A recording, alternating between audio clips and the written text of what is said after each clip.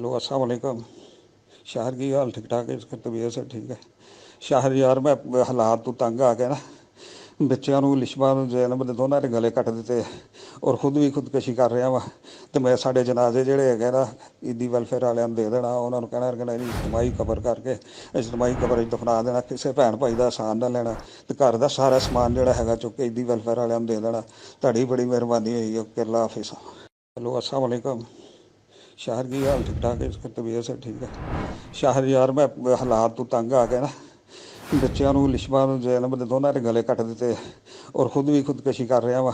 ਤੇ ਮੈਂ ਸਾਡੇ ਜਨਾਜ਼ੇ ਜਿਹੜੇ ਹੈਗੇ ਨਾ ਈਦੀ ਵੈਲਫੇਅਰ ਵਾਲਿਆਂ ਨੂੰ ਦੇ ਦੇਣਾ, ਉਹਨਾਂ ਨੂੰ ਕਹਿਣਾ ਇਹਦੀ ਇਜਤਮਾਹੀ ਕਬਰ ਕਰਕੇ ਇਜਤਮਾਹੀ ਕਬਰ 'ਚ ਦਫਨਾ ਦੇਣਾ, ਕਿਸੇ ਭੈਣ ਭਾਈ ਦਾ ਆਸਾਨ ਨਾ ਲੈਣਾ ਤੇ ਘਰ ਦਾ ਸਾਰਾ ਸਮਾਨ ਜਿਹੜਾ ਹੈਗਾ ਚੁੱਕ ਕੇ ਈਦੀ ਵੈਲਫੇਅਰ ਵਾਲਿਆਂ ਨੂੰ ਦੇ ਦੇਣਾ।